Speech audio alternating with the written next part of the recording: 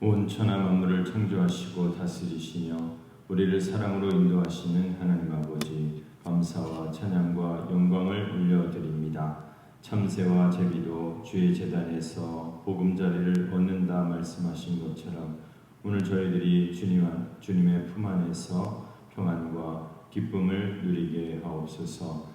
빛 되신 주님 앞에 나아갈 때 우리 삶의 모든 어둠이 물러가게 하시고 전능하신 하나님을 경배할 때 우리 안에 있는 모든 연약함이 강건함으로 변화될 수 있게 하여 주시옵소서. 주님의 십자가 사랑으로 우리를 죄의 멍에와 굴레에서 해방시켜 주시고 새 생명 주시니 감사드립니다. 구원의 감격과 기쁨으로 늘 은혜 가운데 살게 하옵소서. 또한 주님이 주신 사랑을 받은 사람으로서 주님의 뜻대로 사랑을 실천하는 성도가 되게 하옵소서. 주님의 말씀을 뜨겁게 사랑하고 성령으로 봉사하며 주님의 이름을 드러내어 빛과 소금의 역할과 사명을 감당하는 성도가 되게 하옵소서. 믿음의 가정을 지켜주시고 항상 사랑과 은혜가 가득하게 하옵소서. 우리 성도들의 사랑의 범위가 넓어지고 봉사와 섬김의 일이 더욱 다양해지고 넓어져서 주의 몸된 교회를 아름답게 세워나가고 주님을 기쁘시게 해드리며 하나님의 영광을 드러내게 하옵소서. 우리를 사랑하시어 자기 몸을 내어주신 주 예수 그리스도의 이름으로 간절히 기도합니다. 아멘. 하나님의 말씀 에베소서 4장 25절로 32절 말씀을 보겠습니다. 에베소서 4장 25절로 32절 말씀입니다. 그런즉 거짓을 버리고 각각 그 이웃과 더불어 참된 것을 말하라. 이는 우리가 서로 지체가 됨이라. 분을 내어도 죄를 짓지 말며 해가 지도록 분을 품지 말고 마귀에게 틈을 주지 말라. 도둑질하는 자는 다시 도둑질하지 말고 돌이켜 가난한 자에게 구제할 수 있도록 자기 손으로 수고하여 선한 일을 하라. 무릇 더러운 말은 너희 입 밖에도 내지 말고 오직 덕을 세우는 데 소용되는 대로 선한 말을 하여 듣는 자들에게 은혜를 끼치게 하라. 하나님의 성령을 근심하게 하지 말라. 그 안에서 너희가 구원의 날까지 인치심을 받았느니라. 너희는 모든 악독과 노함과 분냄과 떠드는 것과 비방하는 것을 모든 악의와 함께 버리고 서로 친절하게 하며 불쌍히 여기며 서로 용서하기를 하나님이 그리스도 안에서 너희를 용서하심과 같이 하라. 아멘.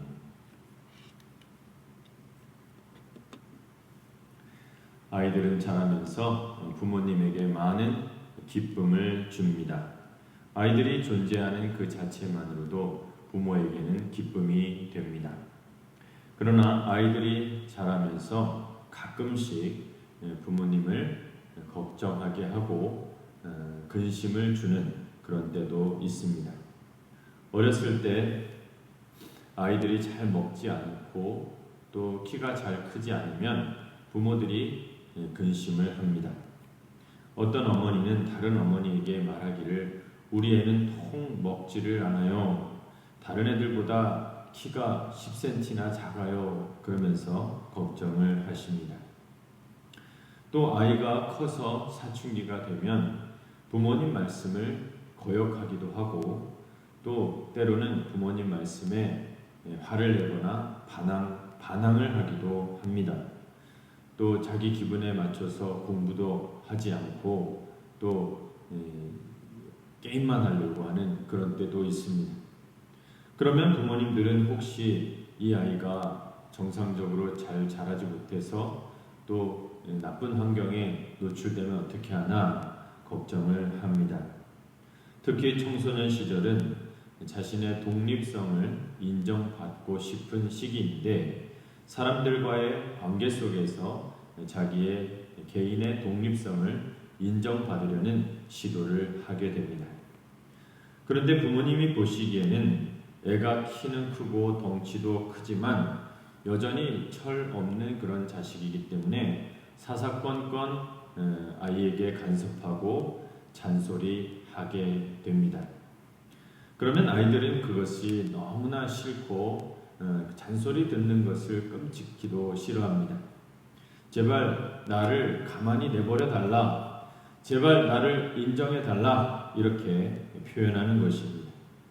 그래서 부모님에게 반항하면서 나는 부모님의 소유물이 아닙니다, 나는 부모님의 부속품이 아닙니다, 이런 것을 주장하게 되는데 부모님은 그럴 때마다 굉장히 속상해하고 마음 아프게 되고 근심이 많아지게 됩니다. 아이들은 친구들과 사귀면서 친구들과 이야기하고 친구들과 놀면서 굉장히 안정감을 가지게 됩니다. 왜냐하면 친구는 자기를 독립된 개체로 인정해 주기 때문에 그렇습니다. 친구는 자기와 똑같은 그런 객체로서 인격체로서 서로를 인정해 주기 때문에 친구와는 말이 통하고 친구와는 부모에게 하지 못하는 말도 서슴없이 하게 되는 것입니다.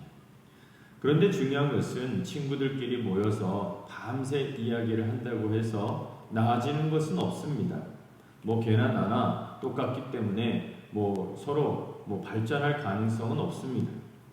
그렇기 때문에 청소년 시기에는 유능한 어른들, 지혜로운 어른들을 만나서 자기의 성장을 도모해야 되는 것입니다. 그런 유능한 어른들의 도움을 받아야 성장할 수 있고 미래로 나아갈 수 있는 것입니다. 그래서 지혜로운 부모님은 자녀를 훌륭한 선생님, 훌륭한 목사님, 훌륭한 코치, 훌륭한 교사를 만나게 합니다. 그러면 아이들이 자신감을 가지게 되고 자신의 가능성을 발견하게 되고 미래를 위한 준비를 잘 해나갈 수 있게 됩니다. 그러면서 성장하면서 인생이 성숙해지고 달라지는 경우가 많이 있습니다. 하나님 아버지께서 우리를 가르치시기 위해서 보내신 분이 바로 성령님이십니다. 하나님 아버지께서는 우리를 가르쳐 주시기 위해서 성령님을 우리에게 보내주셨습니다. 성령님은 최고의 선생님이십니다. 성령님은 우리의 삶을 이끌어 가시는 분이십니다.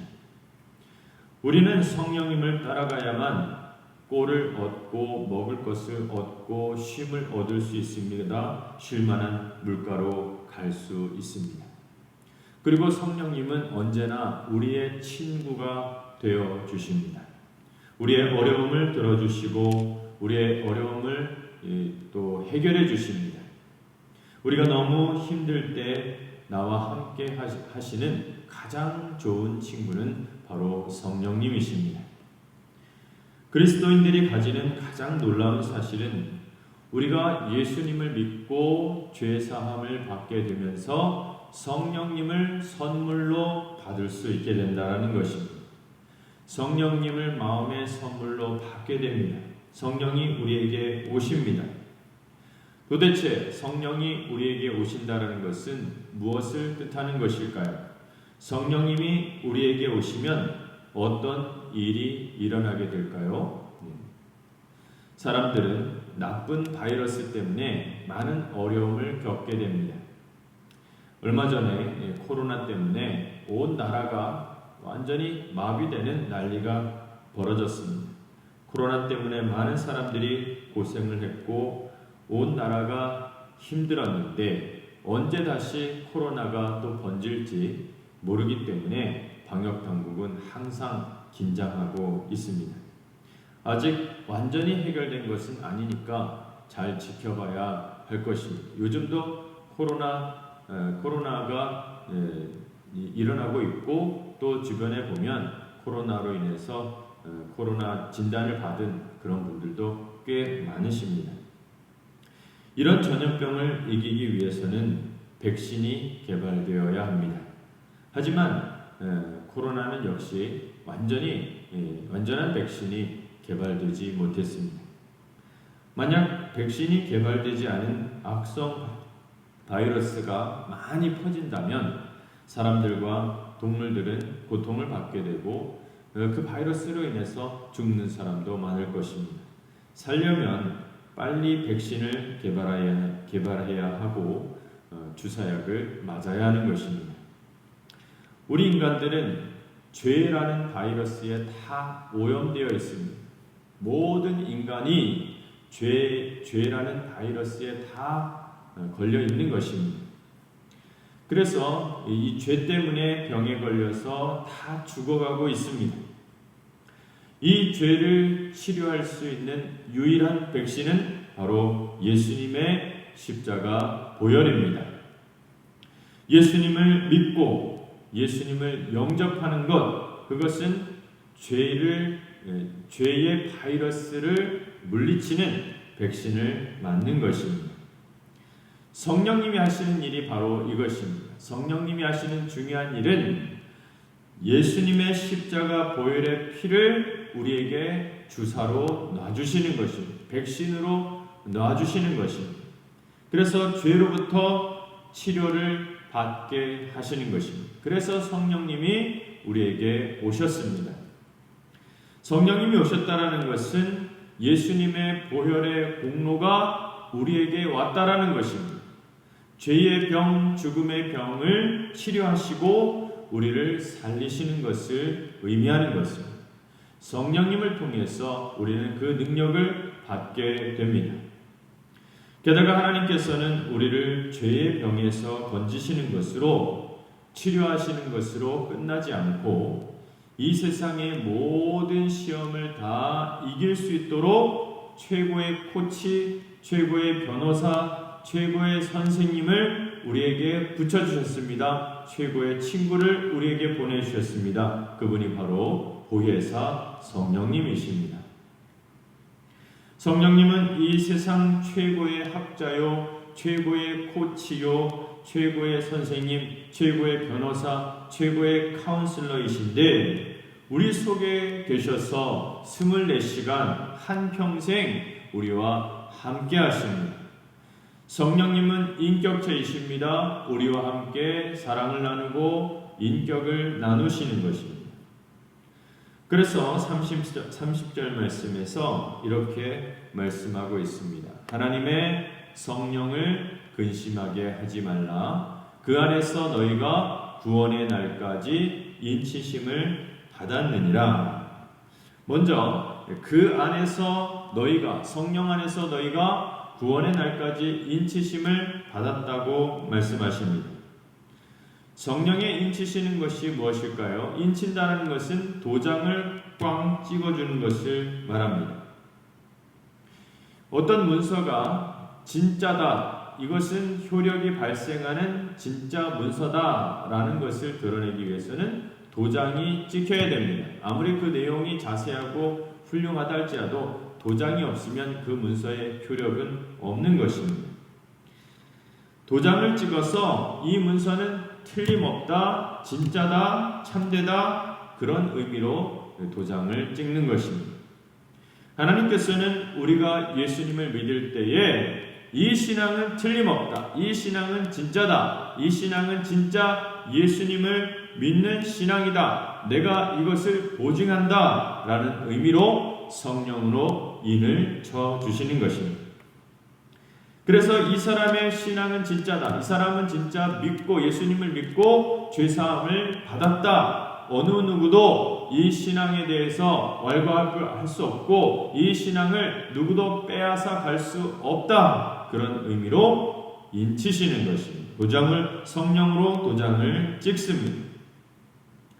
그러니까 성령의 인치심을 받는다라는 것은 성령의 임함의 어떤 강도를 말하는 것이 아닙니다. 강하게 막 찍어야 막 도장이고 살짝 찍으면 뭐 도장이 아니다, 그런 뜻이 아닌 것입니다. 어떤 사람은 성령으로 세게 도장을 찍어주고 어떤 사람은 뭐 그냥 찍는 둥 마는 둥 건성으로 찍어주고, 그런 것이 그런 의미가 아닙니다. 진정으로 예수님을 믿고 새 사람이 되면 성령의 인치심을 받게 되는 것입니다. 그 역사는 동일합니다. 어떤 사람은 뭐 방언을 받아야 뭐 성령을 받았다 이렇게 말하지만 그런 강도가 아닙니다. 놀라운 것은 신약 시대부터 우리 안에 성령이 한번 오시면 절대로 떠나지 아니하십니다. 천국 갈 때까지, 완전히 구원받을 때까지 성령의 도장은 지워지지 않습니다. 희미해지지 않습니다. 그러나 오늘 말씀에 보면 성령이 근심할 수는 있다 이렇게 말씀하고 있습니다. 하나님의 성령을 근심하게 하지 말라. 도대체 성령님이 뭐가 답답하다고 근심하실까요? 그것은 우리를 너무 사랑하시는데 우리가 믿음으로 제대로 준비되지 않았을 때에 하나님의 뜻에 순종하기만 하면 하나님의 복을 무한정으로 무궁무진하게 받을 수 있는데 하나님의 말씀을 거역할 때 하나님의 성령이 근심하실 수 있게 된다라는 것입니다. 성령님이 우리를 너무 사랑하셔서 근심하시는 것입니다. 성령님의 말씀을 듣지 않고 우리가 고집을 부려서 성령님을 근심하게 만든다 이렇게 말씀하고 있는 것입니다.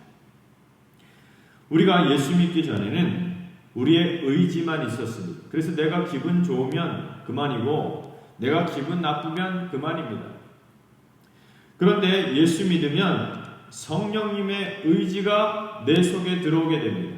예전에는 내 의지밖에 없었는데 이제는 성령님의 의지가 내 속에 들어오게 됩니다. 그래서 가끔씩 충돌을 일으키게 됩니다. 내가 우선이 되거나 성령님이 우선이 되거나 막 이런 엎치락 뒤치락 하는 것 같은 그런 내 속에서 어떤 갈등이 벌어지게 되는 것입니다. 그런데 우리가 능력 있게 살려면 어떻게 됩니까? 내 의지를 쳐서 복종시켜서 성령님의 의지에 굴복시켜야 되고 성령님의 의지에 굴복당할 때 비로소 축복이 일어나고 생명과 구원의 역사가 내 속에서 활동하게 되는 것입니다. 그러니까 우리가 능력 있게 축복 있게 살아가는 비결은 성령님에게 맞추는 것입니다. 성령님과 맞추지 않으면 아무것도 되지가 않습니다. 남자가 결혼하기 전에 총각으로 지낼 때는 자기 마음대로 그냥 막 살면 됩니다. 집안에서 생각날 때 배고프면 밥 먹고 또 밥 먹고 나서 치우기 싫으면 그냥 설거지를 그냥 쌓아놓다가 나중에 한꺼번에 치운다 이러면서 설거지통에 막 그릇을 쌓아놓을 수도 있습니다. 그리고 뭐 밖에서 먹는 외식을 주로 하고 또 밤에는 뭐 배달 음식 시켜 먹고 텔레비전도 뭐 잘 때까지 마음대로 틀어놓고 보고 싶은 거 막 볼 수 있습니다. 이것저것 다 봅니다. 또 아무 때나 생각날 때 친구를 집에 데리고 와서 놀 수도 있고 같이 게임하면서 지낼 수도 있고 뭐 또 친구와 또 영화를 보러 가거나 또 친구와 같이 스포츠 게임을 하고 뭐 축구나 뭐 농구 뭐 이런 스포츠를 즐길 수도 있습니다. 그런데 결혼하고 나서 부인이 집에 있으면 그 모든 것이 다 불가능해져요. 자기 마음대로 살던 그 총각에서의 삶을 살면 안 됩니다. 집안에서 먹는 것은 물론이고 외식을 할 때도 메뉴를 정해야 되는데 자기 메뉴 정하면 안 됩니다. 부인이 원하는 메뉴를 정해줘야 됩니다. 그리고 집안에서 하는 모든 일도 부인의 허락을 받아야 됩니다. 텔레비전 리모컨도 뺏기게 됩니다. 내 마음대로 채널을 점령해서 내 마음대로 채널 돌리면서 TV를 보면 이혼당할 가능성이 높아집니다. 부인이 좋아하는 드라마를 봐야 됩니다. 또 아무 때나 친구 데려와서 놀고 그럴 수 없습니다. 친구들과 놀고 게임하다가 영화 보다가 지쳐서 잠이 든다? 그런 일은 있을 수 없는 것이에요. 그러면 큰일 나죠. 그러면서 부인과 맞춰서 살게 됩니다. 그렇게 맞춰 살면 결혼 생활이 행복해집니다. 독신의 시절과는 비교도 되지 않는 행복한 결혼 생활을 할 수가 있습니다. 친구와 노는 것보다 드라마 보는 것보다 훨씬 결혼 생활이 더 행복하고 좋습니다. 그러려면 부인에게 맞춰 살아야 됩니다. 그런데 고집이 너무 세고 개성이 너무 강한 사람은 모든 것을 가지고 막 부딪히고 싸우게 됩니다. 드라마 가지고 싸우고, 반찬 가지고 싸우고, 무슨 메뉴 정하는 거 가지고 싸우고, 심지어는 남의 일 때문에, 친구 때문에 부인과 싸웁니다. 모든 것에 자기 고집을 부립니다. 그러면 결혼 생활이 행복하지가 않고 결혼 생활이 지옥과 같은 그런 삶이 되는 것입니다. 행복해지지가 않지요. 그러니까 부부가 행복해지려면 자기 주장을 다 버리고 자기 고집을 내려놓고 서로에게 맞춰줘야 됩니다. 맞춰야 되고 서로가 양보하고 존중할 때 행복이 넘치고 사랑이 가득한 결혼 생활을 할 수 있게 되는 것입니다. 그래서 우리가 예수 믿는다는 것은 성령님과 함께 사는 것을 말합니다. 성령님과 함께 결혼 생활을 하는 것을 말하는 것입니다. 그래서 우리가 성령님의 뜻에 복종하고 성령님의 뜻에 순종하게 되면 행복해집니다. 성령님이 하라는 일을 하고 성령님이 원하시는 일을 하면 축복이 가득하게 되는 것입니다. 환상적이 됩니다. 우리의 일상이 변하게 됩니다. 너무 아름다운 생활을 할 수가 있는 것입니다. 그런데 우리가 고집을 부리고 성령님을 거스르면서 성령님의 말씀을 차단하면서 내 뜻대로 막 하게 되면 성령님께서 근심하게 되죠. 그리고 너무 고통스럽게 됩니다. 신앙생활이 힘들고 고통스럽고 되는 일도 없고 안 되는 일도 없고 총체적으로 다 안 되는 그런 일이 벌어지게 되고 늘 침체되어서 살 수밖에 없는 것입니다. 우리는 이것을 이스라엘 백성들을 통해서 배우게 됩니다. 이스라엘 백성들이 모세와 함께 출애굽을 할 때 너무나 영광스러운 것을 보게 되었습니다. 하나님께서는 애굽에 10가지 재앙을 내려서 애굽을 초토화시켰습니다. 그리고 이스라엘 백성들은 홍해를 건너게 될 때 바다가 갈라지면서 그들은 막 당당하게 홍해를 건넜습니다. 너무 멋있었죠. 그런데 광야로 들어서면서부터 그들은 매사에 그냥 성령님과 충돌을 하기 시작했습니다. 하나님께 매번 불평을 했습니다. 매사에 백성들은 푸념을 했습니다. 하나님과 이게 계속해서 충돌을 일으켰던 것입니다. 하나님이 이쪽으로 가라 그러면 왜요? 그러면서 잘 가지도 않았습니다. 하나님의 말씀에 순종하라고 하면 순종하지 않았습니다. 하나님은 이스라엘 백성들이 영적으로 성숙하고 자라기를 원하셨는데 자꾸 불평과 불만이 쌓여갔던 것입니다. 너무 덥다, 너무 힘들다, 너무 춥다, 배고프다, 목마르다, 고기 먹고 싶다, 애굽으로 돌아가자, 편한 생활을 하자, 모든 일에 이유를 달고 불평을 늘어놓기 시작했습니다. 사실 이스라엘 백성들은 이 광야 생활을 오래 할 필요가 없었습니다. 왜냐하면 광야는 한 40일 정도면 넉넉히 통과할 수 있는 그런 곳이었습니다. 애굽에서 가나안까지 보통 어른의 걸음으로 40일 정도 광야길을 걸으면 넉넉하게 지날 수 있었던 것입니다. 그런데 40일이면 갈 수 있는 거리를 하나님과 부딪히는 바람에, 하나님과 싸우는 바람에 40년이나 걸렸던 것입니다. 그들은 광야에서 뱅뱅 돌았습니다. 같은 곳을 계속 돌면서도 여기가 어디야? 그러면서 알지도 못하면서 계속 광야 뺑뺑이를 돌았습니다. 엄청난 고생을 했습니다. 그들이 하나님의 말씀을 거역하고 죄를 범하자 하나님의 보호막이 사라져버렸습니다. 하나님의 보호막이 사라져버리자마자 불뱀들이 이때다 싶어가지고 막 쳐들어와가지고 백성들을 다 물어 죽이는 그런 일이 벌어지기도 했습니다. 또 모세를 반역하고 하나님을 반역하려 할 때 땅이 꺼져서 2만 명이나 한꺼번에 죽는 그런 사태도 벌어졌습니다. 여러 가지 많은 어려움을 당하면서 40년에 걸쳐서 그 길을 정말 힘들게 걸었던 것입니다.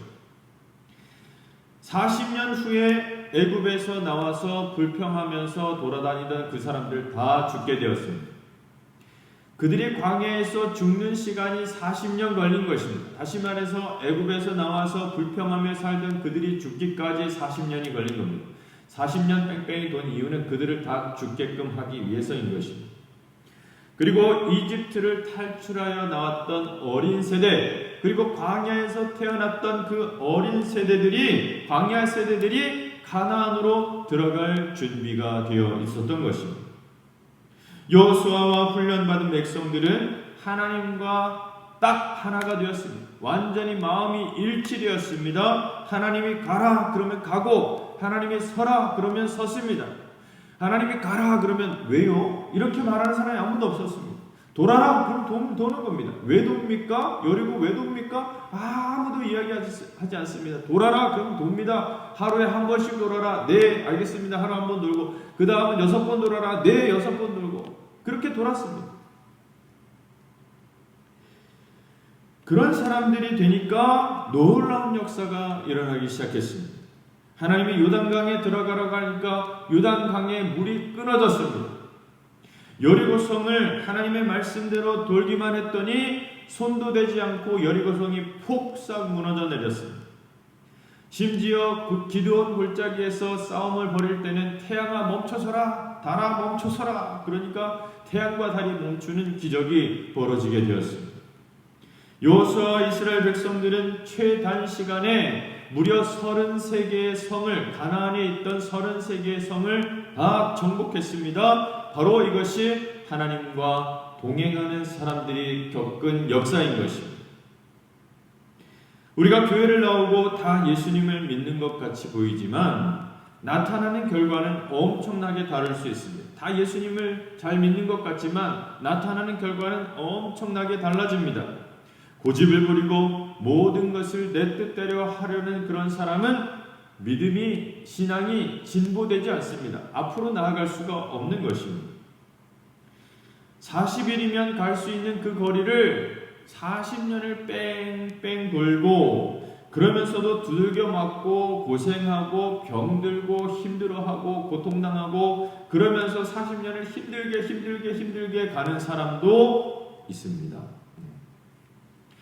그런데 하나님과 보조를 맞추고, 하나님과 발걸음의 속도를 맞추고, 하나님과 박자가 완전히 딱 일치될 때 어떻게 됩니까? 단시간에 33개의 성읍을 정복하고 무너뜨리고 태양과 달을 멈추게 하는 기적의 역사를 체험하게 되는 것입니다.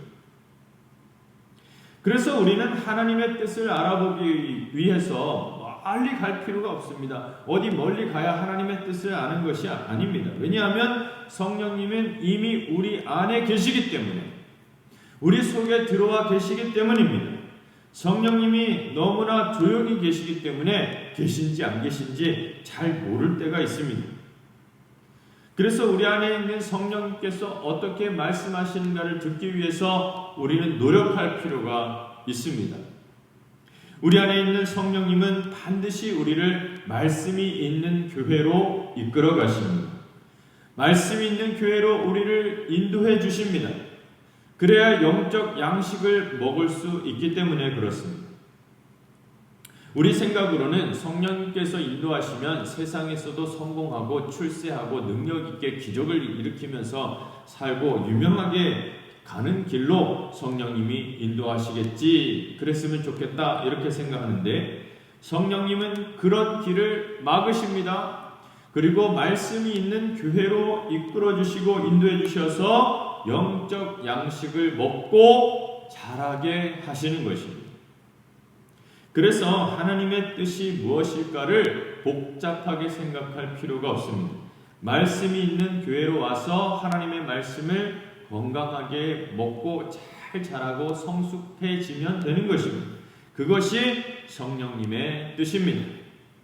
하나님의 말씀대로 하나님의 말씀을 먹고 건강하게 무럭무럭 자라면 됩니다. 그러면 믿음의 역사가 일어나게 됩니다. 우리가 하나님의 말씀대로 하나씩 믿음을 실천하면서 살아갈 수 있게 되는 것입니다. 성령님께서는 우리의 모든 생각과 우리 언어, 우리의 행동에 간섭하셔서 하나님이 기뻐하시는 삶으로 인도해 나가십니다. 그래서 우리가 성령님이 시키는 대로 해야 됩니다. 성령님이 시키시는 대로 하면 놀라운 역사가 일어나게 됩니다. 능력 있는 삶을 살 수 있게 됩니다. 그런데 우리가 자꾸 자아를 드러내면서 고집을 부리면서 자기 멋대로 행동하게 되면 그때부터 힘들게 되고 성령님이 근심하게 됩니다. 성령님의 뜻을 거역하고 욕망을 향해 세상의 출세를 향해 나가고 자기 몸으로 죄를 지을 때가 많습니다. 그러면 우리 안에 계신 성령님께서 근심하게 된다고 말씀하고 있습니다. 우리 안에 있는 성령님이 근심하신다는 것은 우리가 영적인 침체에 빠진다라는 말과 같은 것입니다. 영적인 침체에 빠지면 우리의 인생의 진도가 나가지 않습니다. 되는 일이 하나도 없게 됩니다. 기쁨도 없고 능력도 없고 되는 일도 없습니다. 이것은 신앙적으로 대단히 좋지 못한 일입니다. 이것은 영적으로 병들어가는 것입니다. 그래서 우리는 성령님을 근심하게 하지 말라는 이 말씀을 꼭 기억해야 할 것입니다. 우리가 성령님에게 낮추어서 우리 자신을 낮추어서 성령님에게 순종하고 복종하고 성령님과 함께 걸어가려고 노력할 때에 놀라운 역사, 기적의 역사, 행복한 역사가 펼쳐지고 축복의 삶을 살 수 있게 되는 것입니다. 우리가 오늘 예배드리면서 성령님과 하나가 되기를 바랍니다. 그동안 고집 부렸던 것 다 내려놓고 성령님의 음성에 귀를 기울이시고 나의 자아를 내려놓는 성도가 되시기 바랍니다. 그러면 축복의 역사가 일어나고 막혔던 것도 활짝 열려지게 될 것입니다. 성령님과 하나가 되어 기쁨과 감사와 축복의 삶을 살아가는 우리 모든 성산의 가족들이 다 되시기를 주의 이름으로 축원합니다. 기도하겠습니다. 살아계신 하나님 아버지, 찬양과 영광을 올려드립니다. 우리 주 예수님을 보내주시고 십자가의 보혈로 죄 사함을 얻게 하시며 구원받게 하시니 감사드립니다. 또한 성령님을 우리에게 보내주시어 우리와 함께하여 주시고 모든 어려움 속에서 우리를 인도하여 주시니 감사를 드립니다. 성령님과 함께 걸어가며 사랑과 인격을 나눌 수 있게 하여 주시고 성령님이 기뻐하시는 열매를 맺어갈 수 있게 하여 주시옵소서. 성령님을 근심하게 만들지 아니하며 구원의 날까지 복된 삶을 살아갈 수 있도록 인도하여 주시옵소서. 그리스도 안에서 성도들과 사랑의 교제를 나누며 서로 친절하게 하며 불쌍히 여기며 서로 용서하며 살아가는 성도가 되게 하옵소서. 우리 교회가 하나님의 사명을 감당하여 죽어가는 영혼에게 복음을 전파하며 가난한 자를 구제하고 선한 일을 열심히 하여 하나님 아버지께 영광이 되게 하여 주시옵소서. 우리 가정을 지켜주시고 가정에 하나님의 은혜의 손길을 허락하여 주셔서 풍성하게 하시고 주님을 사랑하는 모든 믿음의 가족들에게 영육간의 강건함으로 덧입혀 주시옵소서. 질병으로 인해서 몸의 불편함으로 인해서 고통받고 있는 성도들을 치료하여 주시고 회복시켜 주시어 온전케 하여 주시옵소서. 사랑 많으신 우리 구주 예수 그리스도의 이름으로 간절히 기도하옵나이다. 아멘.